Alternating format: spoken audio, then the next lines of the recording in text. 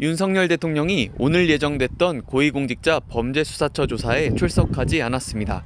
공수처는 윤 대통령에게 오늘 오후 2시까지 출석해 조사를 받으라고 했지만 응하지 않았다고 밝혔습니다.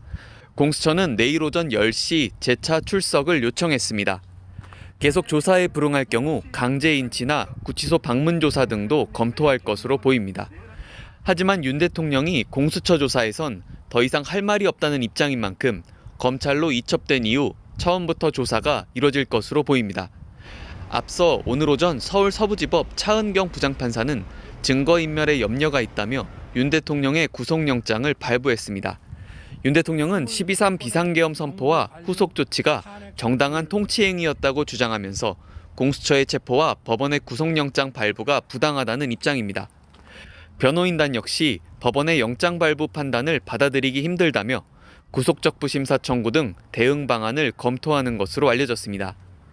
여야 정치권의 반응은 엇갈렸습니다.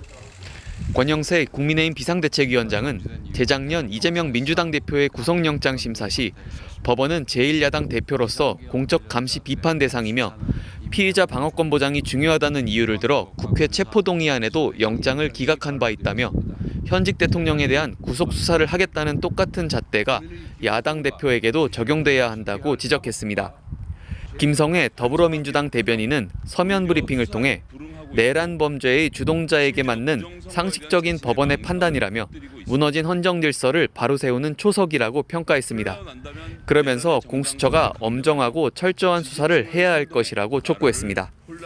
현재 윤 대통령이 수감된 서울구치소 앞에는 지지자들이 탄핵 반대 집회를 이어가고 있습니다. 어제 서부지법 앞에 경찰 비공식 추산 4만 명이 몰린 것과 비교하면 한산한 모습입니다. 일부 인원은 서부지법 앞에 집결했다가 헌법재판소 방향으로 행진을 하는 것으로 전해졌습니다. 한편 오늘 새벽 윤 대통령의 영장실질심사가 진행된 서부지법 인근에서 시위를 벌이던 지지자들이 구속영장 발부 소식에 격분해 법원 정문과 유리창을 깨부수며 법원에 난입했습니다.